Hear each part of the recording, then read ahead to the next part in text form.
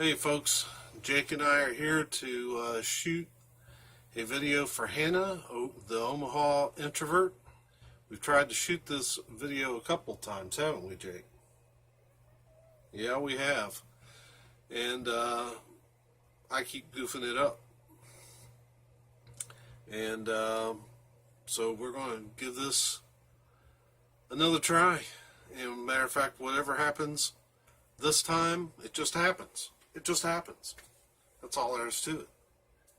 You ready to go, Jake? Let's get this done.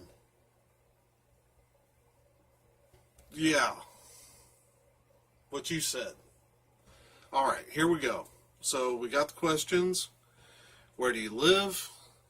Of course, I live in Louisville, Kentucky. I think the Dolphin Dale moniker kind of throws people off when people know that I'm a Miami Dolphins fan. I do not live in Florida. I live in Kentucky. I had a friend that liked the Dolphins, and he kind of introduced me to football, and maybe someday I'll do a video talking about those early days and how I got into the Dolphins. But I've never actually been to Miami. I think the closest, I've been to Florida once, and I think the closest I ever got to Miami was my college choir sang at Epcot Center one year. So Orlando would be, I guess, the closest I've ever been. So there's question one. Question two, best sounding album you own on vinyl or another format. That would be Whiteheart, Freedom. I am not an audiophile. I don't know much about tech, my gear. I've got a good turntable. I know it's a good turntable, but that's all I know. When it comes to, I know 180 gram vinyl is good stuff, but I just don't, I just can't answer a lot of questions about sound quality. So I'm going to twist this a little bit. The reason why I picked Whiteheart Freedom, the best comparison I can make is to my favorite movie, The Blues Brothers. When you watch The Blues Brothers, it's like they were meticulously crafting that movie. There's no wasted movement, there's no wasted effort. Everything that they do seems very intentional. Every detail. It was, there's nothing wasted. There's nothing that just happens to be there. It seems like when they crafted that movie, they were very specific. Especially as you watch that opening scene with Jake Blues being escorted out, and everything, every sound, every movement just seemed to matter. And that's the way this CD is. It seems like every sound on this mattered, and exquisite playing from the band. This band was at its peak. To me, this was their greatest album, easily.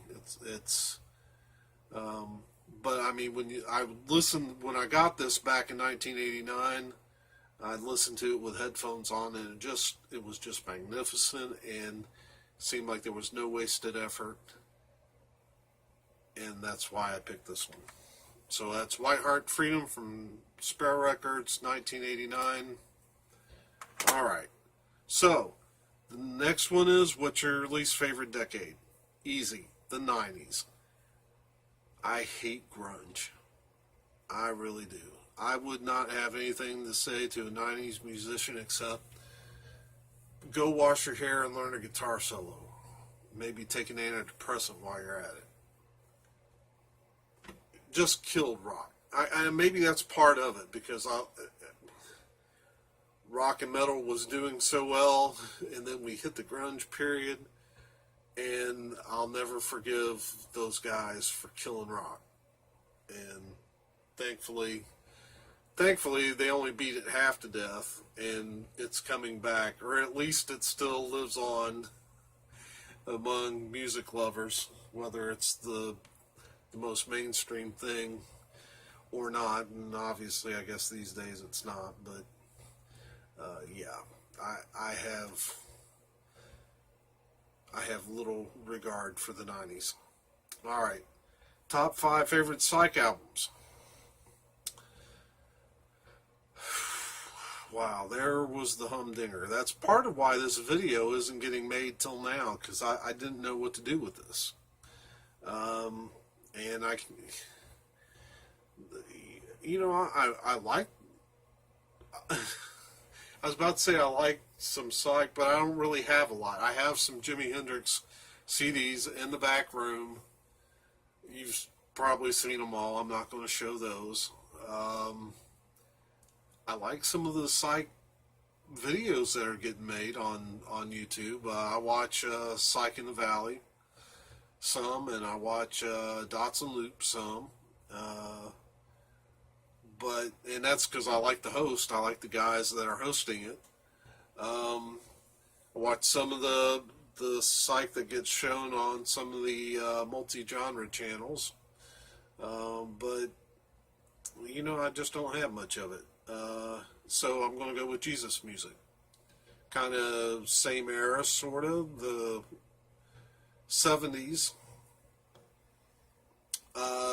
Jesus music being what would later become contemporary Christian music and Christian rock. So let's jump into those 5 albums.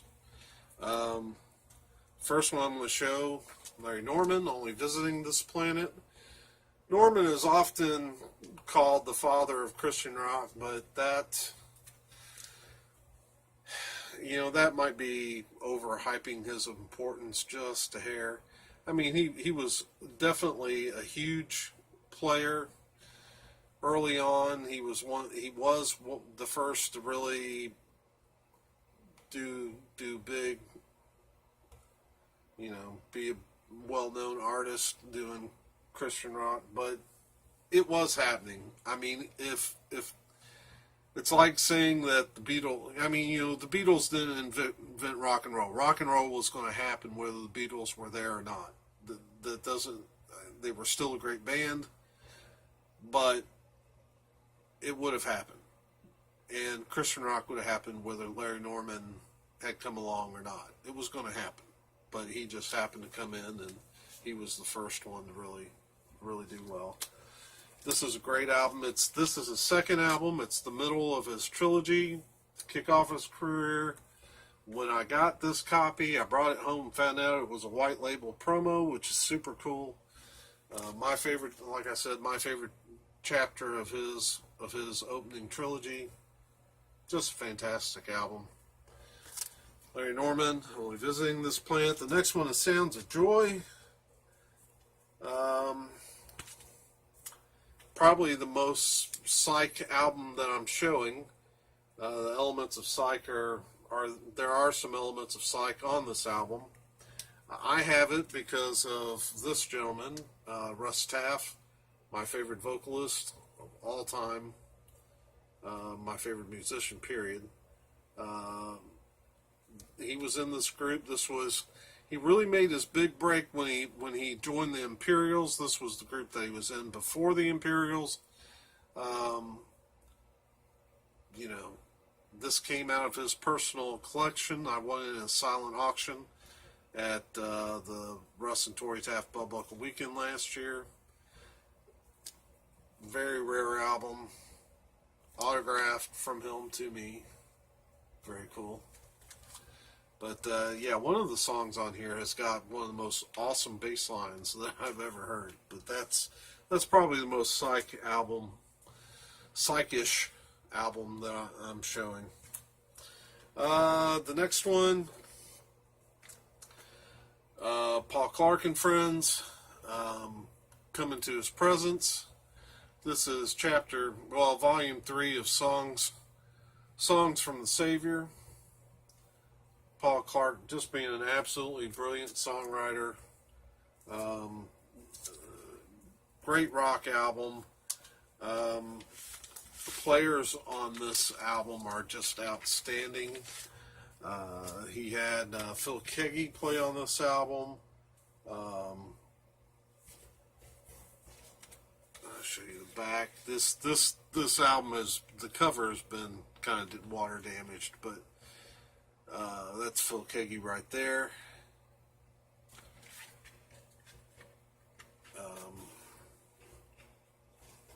Gatefold. Just a brilliant album.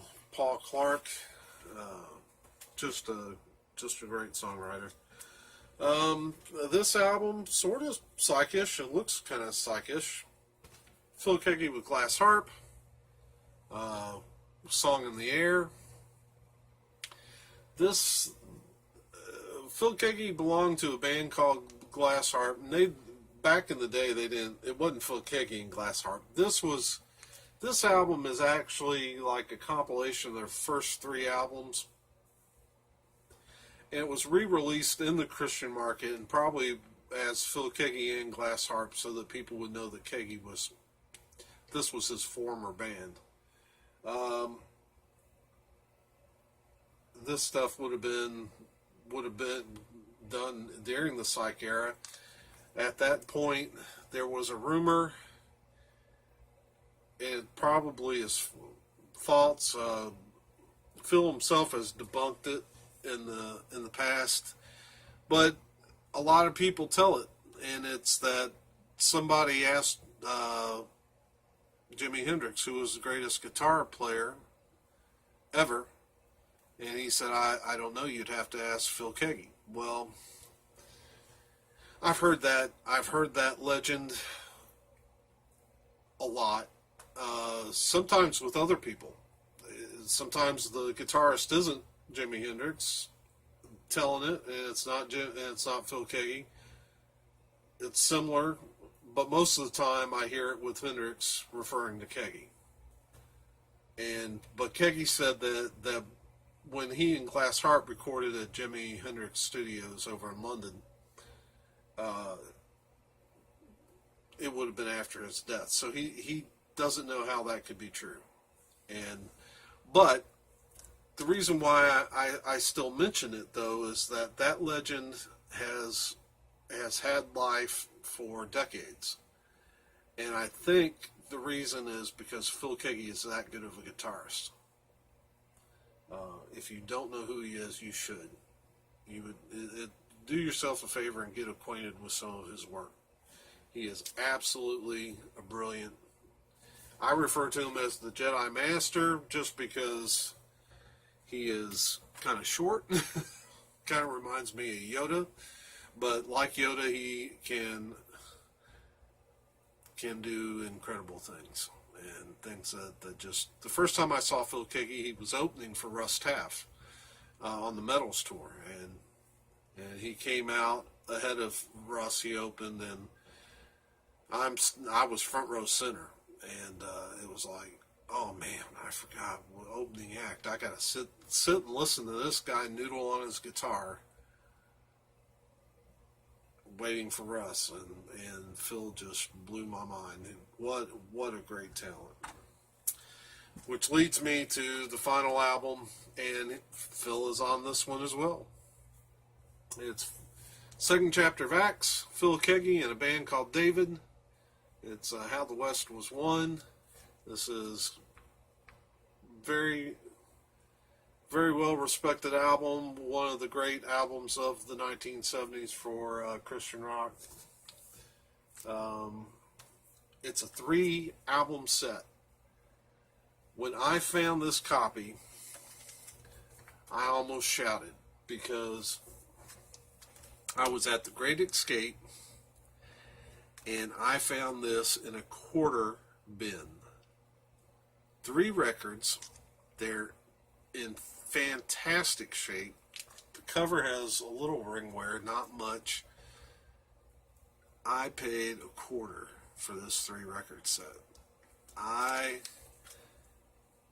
It was one of those that I almost wanted to run out of the building before they realized what they had given me for a quarter.